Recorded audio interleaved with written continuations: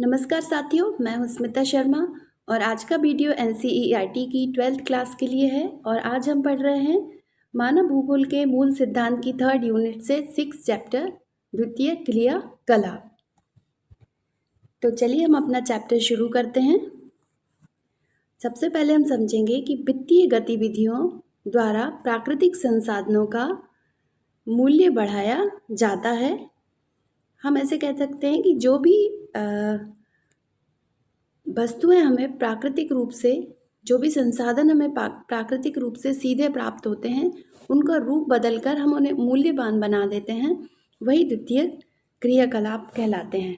प्रकृति में पाए जाने वाले कच्चे माल का रूप बदलकर उसे मूल्यवान बना दिया जाता है। ठीक है, इसके लिए हम एक एग्जाम्पल लेंगे। जैसे ये कॉटन है। जब हम कॉटन मार्केट से खरीदते हैं तो इसकी कीमत बहुत कम होती है, लेकिन जब किसी इंडस्ट्री में जाकर ये धागे में परिवर्तित हो जाती है तो इसका मूल्य थोड़ा सा बढ़ जाता है। परंतु जब इससे कपड़े बन जाते हैं, कपड़ों का निर्माण हो जाता है, तो इसका मूल्य बहुत अधिक हो जाता है। तो इस तरह से द्वितीय क्रियाकलाप में अब हम देखेंगे विनिर्माण क्या होता है। विनिर्माण से आशय किसी भी वस्तु का उत्पादन है। कोई भी वस्तु जो हमें प्राकृतिक रूप से मिली थी, उसका रूप परिवर्तित करके नया उत्पादन किया गया है, वही विनिर्माण कहलाता है। इसमें चाहे हस्तशिल्प का कार्य हो, लोहा व इस्पात की गणना, प्लास्टिक के खिलौने, कंप्यूटर के अति सूक्ष्म घटकों को जोड़ना एवं आंतरिक श्यान इत्यादि सभी प्रकार के उत्पादनों को इसमें सम्मिलित किया जाता है। अगर विनिर्माण से संबंधित कोई क्वेश्चन आता है तो 1 नंबर में आएगा कि विनिर्माण से क्या आशय है, या 30 शब्दों में भी आ सकता है, तो हम ये पूरा आंसर लिखेंगे। उसके बाद दूसरा क्वेश्चन आएगा कि विनिर्माण में कौन कौन से उद्योग आते हैं। इस तरह से इसमें ये आ सकता है। चलिए विनिर्माण को हम एक बार और समझ लेते हैं। जैसे ये लोहे की चट्टान है, जब तक ये पृथ्वी के अंदर रहती है तब तक ये इसका कोई मूल्य नहीं होता है। ठीक है, जब लोहे को पिघलाया जाता है, पिघलाकर उससे धातुओं का या किसी भी चीज़ का निर्माण कर दिया जाता है, तब लोहे की बहुत अधिक वैल्यू हो जाती है। जैसे सामने लोहे का गेट हमें दिखाई दे रहा है। ठीक है, लोहे की चट्टान की अगर हम कीमत देखें तो बहुत कम होगी, लेकिन अगर हम लोहे के गेट की कीमत देखेंगे तो ये 50, 60 या 70, 80 हज़ार या 4-5 लाख तक भी चली जाती है। ठीक है, आइए अब हम समझते हैं विनिर्माण की सामान्य विशेषताएं कौन कौन सी हैं। शक्ति का उपयोग। विनिर्माण के लिए विद्युत की बहुत आवश्यकता होती है, क्योंकि उद्योग जो है वो उद्योग जो है शक्ति के साधनों से ही चलते हैं, जैसे इलेक्ट्रिसिटी है, कोयला है, जल विद्युत आदि। एक ही प्रकार की वस्तुओं का विशाल उत्पादन। कोई भी फैक्ट्री है वो एक ही प्रकार की वस्तुओं का उत्पादन करती है। जैसे लोहा इस्पात उद्योग में लोहा और इस्पात से संबंधित सामान बनता है। और अगर हम शक्कर के कारखाने की बात करें तो उसमें शुगर ही बनेगा, शक्कर ही बनेगा। कारखाने में विशिष्ट श्रमिक जो मानव वस्तुओं का उत्पादन करते हैं। इन कारखानों में जो श्रमिक होते हैं वो स्पेशलिस्ट रहते हैं उसी वस्तु के लिए जिसका उस कारखाने में निर्माण हो रहा है। चलिए इसमें एक क्वेश्चन ये बन सकता है कि विनिर्माण की विशेषताएं लिखिए। ये क्वेश्चन 30 शब्दों में हमारे लिए आ सकता है। अब चलिए अब हम देखते हैं कि कौशल का विशिष्टीकरण। आधुनिक बड़े पैमाने पर होने वाले विनिर्माण की विशेषताएं। ये क्वेश्चन आ सकता है 40 शब्दों में। पूछा जा सकता है कि आधुनिक बड़े पैमाने पर होने वाले विनिर्माण की विशेषताएं लिखिए। चलिए तो विशेषताएं, पहली कौशल का विशिष्टीकरण, उत्पादन की विधियां। इसमें हम देखेंगे कि सिल्क तरीके से कारखानों में थोड़ा ही सामान उत्पादित किया जाता है जो कि आदेशानुसार बनाया जाता है, अतः इसकी लागत अधिक होती है। अगर हम देखें तो सिल्क जो है वो जो इमेज में हमें चित्र दिखाई दे रहा है, इसमें कीड़ा है जो कि शहतूत के पत्ते खाता है। इस कीड़े से बनते हैं। इनको बॉईल करने के बाद इनमें से बहुत सारा धागा निकलता है, रेशा निकलता है, उसी से सिल्क का निर्माण होता है। तो ये विशेष ऑर्डर के थ्रू ही बनाए जाएंगे। अगर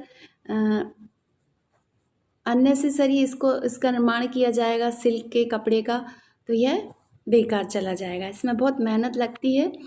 उसके बाद है यंत्रीकरण। सेकंड पॉइंट, यंत्रीकरण से तात्पर्य किसी कार्य को पूर्ण करने के लिए मशीनों का प्रयोग करना स्वचालित यंत्रीकरण विकसित अवस्था है। कभी भी कोई भी उद्योग चालू करेंगे तो उसके लिए मशीनरी की अत्यधिक आवश्यकता होती है।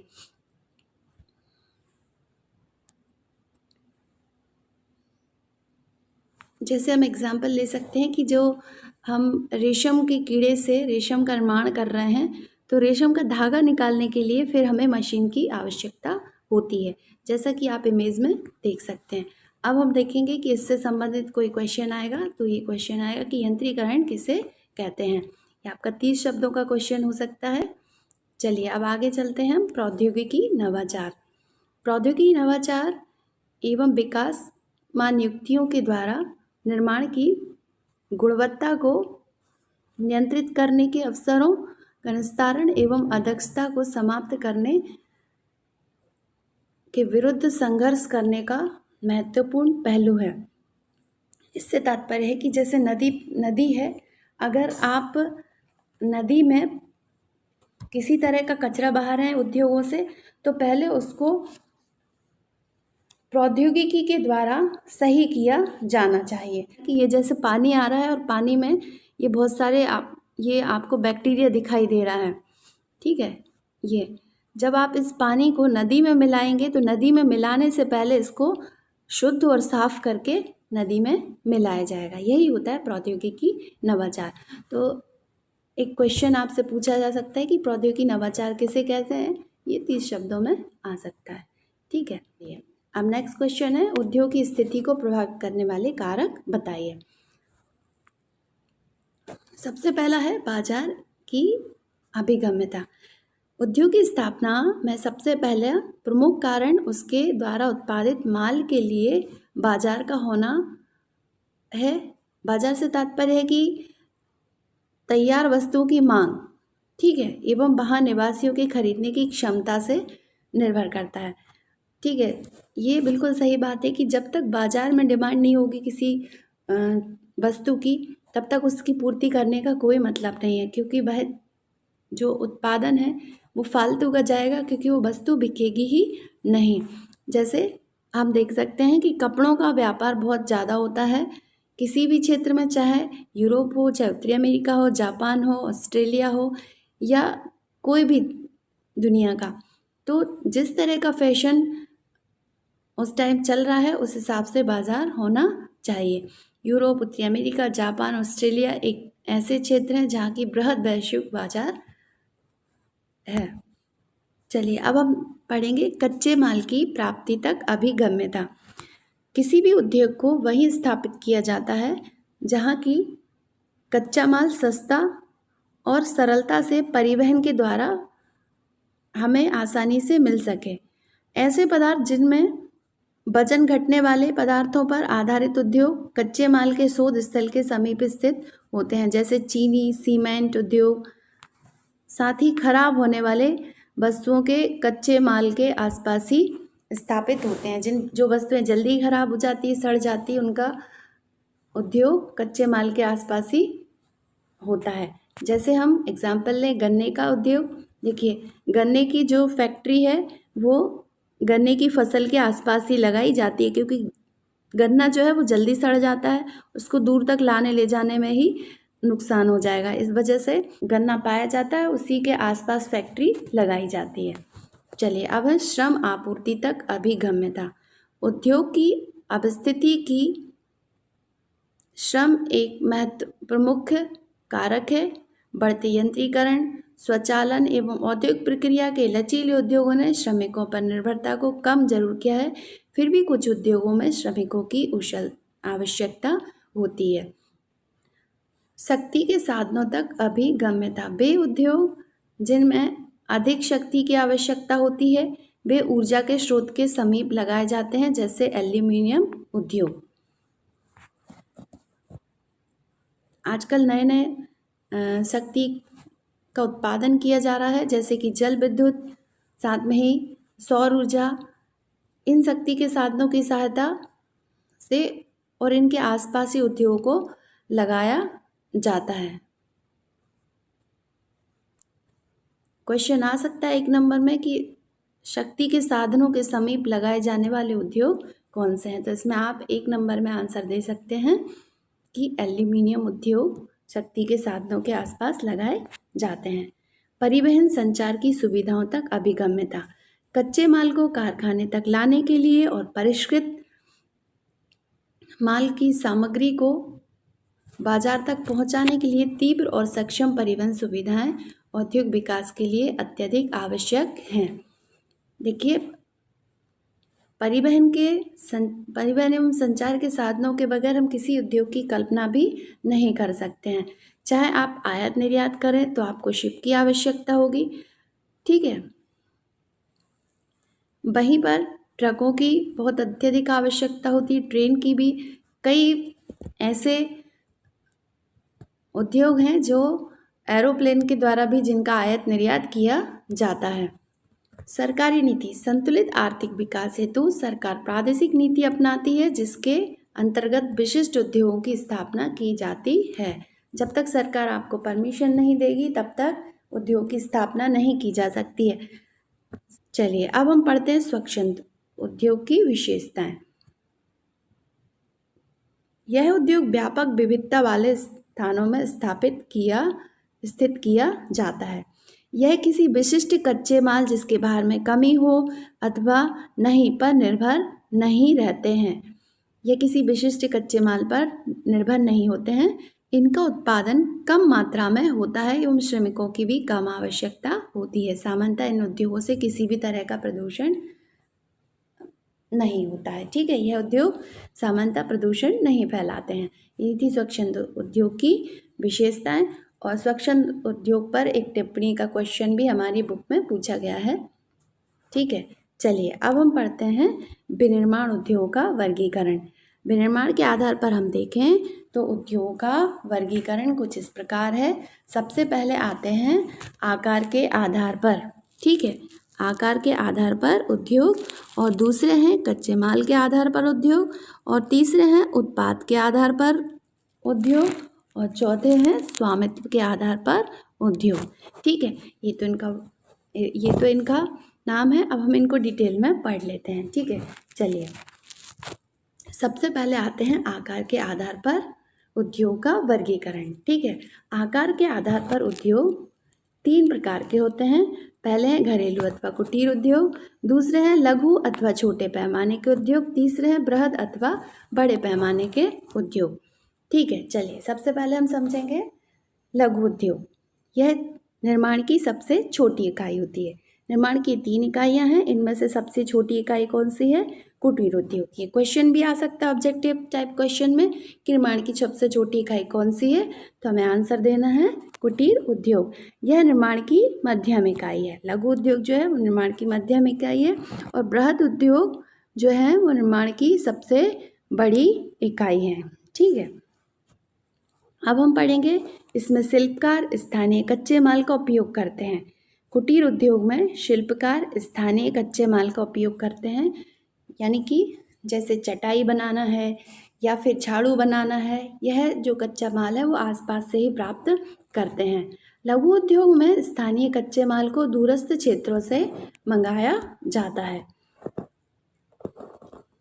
लघु उद्योग में जो भी चीज़ बन रही है वो आसपास के क्षेत्रों से मंगाया जाता है, थोड़े दूर से, जबकि बृहद उद्योगों में दूरस्थ क्षेत्रों के साथ साथ माल को आयात भी कर लिया जाता है, यानी कि कहीं विदेशों से भी मंगाया जाता है जो हमारे देश में नहीं मिलता।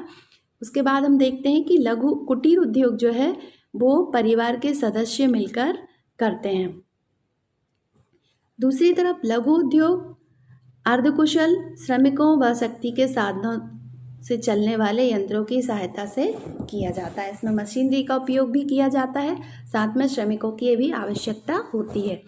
वहीं पर बृहद उद्योगों में अगर हम देखें तो कुशल श्रमिकों की आवश्यकता होती है, साथ में विकसित प्रौद्योगिकी यानी कि न्यू टेक्नोलॉजी की भी ज़रूरत पड़ती है। चलिए अब हम देखेंगे, आगे चलते हैं। तैयार माल को या तो स्वयं उपभोग करते हैं या फिर बाजारों में भेज दिया जाता है। कुटीर उद्योग में जो माल तैयार होता है उसका या तो स्वयं ही उपभोग कर लिया जाता है या आसपास भेज देते हैं। इन उद्योगों को पूंजी अधिक प्रभावित नहीं करती है। जैसे ज़्यादा पूंजी नहीं है तो भी इन उद्योगों पर कोई प्रभाव नहीं पड़ता है। इन उद्योगों में निर्मित वस्तुओं का व्यापारिक महत्व कम होता है एवं अधिकतर उपकरण स्थानीय लोगों द्वारा ही निर्मित होते हैं। इनका व्यापारिक महत्व कम होता है, अधिकतर सामान जो है वो स्थानीय लोग ही खरीद लेते हैं और स्थानीय लोग ही इन्हें निर्मित करते हैं। लघु उद्योग में तैयार माल को बाहर शहरों में बेचा जाता है। लघु उद्योग में जब माल तैयार किया जाता है उसको आसपास के शहरों में भेज दिया जाता है। यह उद्योग कम पूंजी की आवश्यकता होती है। लघु उद्योग में कम पूंजी की आवश्यकता होती है, ठीक है। इस उद्योग में शक्ति साधनों से चलने वाले यंत्रों का प्रयोग किया जाता है तथा रोजगार के अवसर भी अधिक होते हैं। अगर पूछा जाए कि किस उद्योग में रोजगार के अवसर अधिक होते हैं तो लघु उद्योग उसका आंसर होगा। बृहद उद्योग में तैयार माल शहरी बाजारों में बेचा जाता है, साथ में इसे निर्यात भी कर दिया जाता है। बृहद उद्योग में बहुत बड़ी बड़ी वस्तुएं बनाई जाती हैं। जो भी वस्तुएं बनाई जाती हैं उन्हें शहरी बाजारों के साथ साथ कभी कभी विदेशों को भी निर्यात किया जाता है। इन उद्योगों में अधिक पूंजी की आवश्यकता होती है। फिर है बृहद उद्योगों में आधुनिक शक्ति के साधन तथा कुशल प्रौद्योगिकी का उपयोग किया जाता है। शक्ति के साधन जो है वो आधुनिक हों और इसमें प्रौद्योगिकी भी कुशल होना चाहिए। चलिए अब हम देखते हैं कि इससे संबंधित क्या क्वेश्चन बन सकते हैं, ठीक है। आकार के आधार पर उद्योग का वर्गीकरण कीजिए। कुटीर एवं लघु उद्योगों में अंतर बताइए। लघु उद्योग और बृहद उद्योग में अंतर बताइए। कुटीर उद्योग की विशेषताएं बताइए। और भी क्वेश्चन बन सकते हैं कि लघु उद्योग की विशेषताएं बताइए, बृहद उद्योग की विशेषताएं बताइए। इस तरह से इस एक आंसर से कई सारे क्वेश्चन आ सकते हैं। तो एक कॉमन आंसर है, आप इसको अच्छे से तैयार कर लीजिएगा। चलिए अब हम देखते हैं कच्चे माल पर आधारित उद्योग। कच्चे माल पर आधारित उद्योग को 5 भागों में बांटा गया है। पहला है कृषि आधारित उद्योग, दूसरा खनिज आधारित उद्योग और तीसरा है रसायन आधारित उद्योग, चौथा है वनों पर आधारित उद्योग और पांचवा है पशु पर आधारित उद्योग। तो सबसे पहले हम देखते हैं कृषि आधारित उद्योग। खेतों से प्राप्त कच्चे माल को विभिन्न प्रक्रिया द्वारा तैयार माल में बदलकर विक्रय हेतु ग्रामीण एवं नगरीय बाजारों में बेचा जाता है। जैसे शक्कर का उद्योग, खेतों में गन्ने का उत्पादन किया जाता है और आसपास ही फैक्ट्री लगाकर शक्कर का उत्पादन किया जाता है। कृषि से कुछ ऐसे खाद्य पदार्थों का निर्माण भी किया जाता है और डिब्बाबंदी का उद्योग भी, बिजनेस भी किया जाता है। जैसे कि खाद्य से मलाई का उत्पादन करना, डिब्बाबंद फलों से खाद तैयार करना आदि इसमें सम्मिलित किए जाते हैं। अब है खनिज आधारित उद्योग। इन उद्योगों में खनिजों के कच्चे माल के रूप में प्रयोग किया जाता है। कुछ उद्योग लौह अंश वाले धात्विक खनिजों का उपयोग करते हैं, जैसे लोहा एवं इस्पात उद्योग। दूसरा है कुछ उद्योग अधात्विक खनिजों का उपयोग करते हैं, जैसे सीमेंट उद्योग। जहाँ कहीं भी लोहे का खनिज होता है, लोहे को निकाला जाता है खोदकर, वहीं आसपास लोहा इस्पात उद्योग तैयार किया जाता है। जैसे जमशेदपुर है, जमशेदपुर में छोटे नागपुर के पठार से ही कच्चे माल को मंगाया जाता है। दूसरा है सीमेंट उद्योग, जो कि अधात्विक खनिजों पर आधारित है। अगला पॉइंट है हमारा रसायन आधारित उद्योग। रसायन आधारित उद्योग में प्राकृतिक रूप से पाए जाने वाले रासायनिक खनिजों का उपयोग किया जाता है, जैसे पेट्रो रसायन उद्योग का उपयोग, ठीक है। असम में डिगबोई से पेट्रो रसायन उद्योग को बढ़ावा मिला है। और दूसरी तरफ हम देखें कि कुछ रसायन उद्योग लकड़ी एवं कोयले से भी चलते हैं और अन्य हैं प्लास्टिक आदि के उद्योग। वनों पर आधारित उद्योग, वनों से प्राप्त कई मुख्य एवं गौण उपज कच्चे माल के रूप से प्राप्त होती हैं, जैसे फर्नीचर के लिए इमारती लकड़ी, कागज उद्योग के लिए लकड़ी, बांस एवं घास आदि की आवश्यकता होती है। पशु आधारित उद्योग, पशु आधारित उद्योग में चमड़ा एवं ऊन जो है हमें पशुओं से ही प्राप्त होता है। चमड़े से कई चीज़ें बनती हैं, जैसे बेल्ट बनते हैं, जूते बनते हैं और ऊनी वस्त्र के लिए भी पशुओं की भी पशुओं की ही आवश्यकता होती है। चलिए आगे हम चलते हैं। स्वामित्व के आधार पर उद्योग। स्वामित्व के आधार पर उद्योग को 3 भागों में बांटा गया है। पहले है सार्वजनिक उद्योग। सार्वजनिक क्षेत्र के उद्योग में सरकार के अधीन ये उद्योग होते हैं और भारत में बहुत से उद्योग सार्वजनिक क्षेत्र के अधीन हैं। अगला है निजी क्षेत्र। निजी क्षेत्र के उद्योग का स्वामित्व व्यक्तिगत निवेशकों के पास होता है। पूंजीवादी देशों में अधिकतर उद्योग निजी क्षेत्रों में ही हैं। उसके बाद है संयुक्त उद्योग। संयुक्त क्षेत्र के उद्योग का संचालन संयुक्त कंपनी के द्वारा एवं निजी एवं सार्वजनिक क्षेत्र की कंपनी के संयुक्त प्रयासों द्वारा होता है। सार्वजनिक उद्योग में बहुत सारे हैं, जैसे लोहा इस्पात उद्योग में हम देखें भिलाई उद्योग जो है वो सार्वजनिक क्षेत्र में आता है। निजी क्षेत्र की बात करें तो जमशेदपुर का Tata iron and steel industries जो है वो निजी क्षेत्र के अंतर्गत आती हैं। चलिए अब हम परंपरागत उद्योग की बात कर लेते हैं। परंपरागत उद्योग बहुत सारे हैं, जैसे जर्मनी का कोयला उद्योग, लोहा इस्पात उद्योग, सूती कपड़ा उद्योग एवं उच्च प्रौद्योगिकी उद्योग। चलिए तो अब हम पढ़ते हैं नीचे दिए गए 4 विकल्पों में से कौन सा कथन सत्य है। तो ये ऑब्जेक्टिव टाइप क्वेश्चन आंसर्स हैं। तो चलिए हम चर्चा करते हैं कि कौन सा एक कथन असत्य है। हुगली नदी के सहारे जूट कारखाने सस्ती जल यातायात की सुविधा के कारण स्थापित है। बिल्कुल सत्य है। हुगली नदी के किनारे जूट के कारखाने भी हैं और यहाँ सस्ती जल विद्युत मिल जाती है। दूसरा है चीनी वस्त्र उद्योग, वनस्पति तेल उद्योग स्वच्छंद उद्योग है। चीनी वस्त्र उद्योग जो है वह आधारभूत उद्योग है। तीसरा हम देखते हैं खनिज तेल एवं जल विद्युत शक्ति के साधन के विकास में उद्योग की अवस्थिति कारक के रूप में कोयला शक्ति के महत्व को कम कर दिया है। ये भी बिल्कुल सही है, ये भी सही है। चौथा है पत्तन नगरों में भारत ने उद्योग को आकर्षित किया है। यह भी सही है। तो हमारा जो गलत आंसर है ये है चीनी वस्त्र उद्योग एवं वनस्पति तेल उद्योग स्वच्छंद उद्योग हैं। स्वच्छंद उद्योग की विशेषता है कि इनसे किसी भी प्रकार का प्रदूषण नहीं फैलता है। ठीक है, इनमें उत्पादन की मात्रा भी कम होती है और श्रमिकों की आवश्यकता भी अधिक नहीं होती, जबकि चीनी एवं सूती वस्त्रों में अधिक पूंजी की भी आवश्यकता है। इनसे प्रदूषण भी होता है क्योंकि वस्त्रों की रंगाई, धुलाई, छपाई में कई तरह के रसायन निकलते हैं जिससे कि प्रदूषण भी होता है। ठीक है, तो हमारा आंसर हो जाएगा सेकंड चीनी वस्त्र उद्योग। ठीक है, एवं वनस्पति तेल स्वच्छंद उद्योग के उदाहरण हैं। चलिए अब हम देखते हैं आगे कौन सी एक अर्थव्यवस्था में उत्पादन का स्वामित्व व्यक्तिगत होता है। पहला ही पॉइंट जो है इसका आंसर है कि पूंजीवादी अर्थव्यवस्था में व्यक्तिगत स्वामित्व होता है, क्योंकि मिश्रित अर्थव्यवस्था में व्यक्ति और सार्वजनिक क्षेत्र दोनों सम्मिलित होते हैं और समाजवादी अर्थव्यवस्था जो है सार्वजनिक क्षेत्र से संबंधित होती है। चलिए हमारा अगला क्वेश्चन है निम्न में से कौन सा एक प्रकार का उद्योग अन्य उद्योगों के लिए कच्चे माल का उत्पादन करता है। तो कुटीर उद्योग जो छोटे पैमाने के उद्योग होते हैं।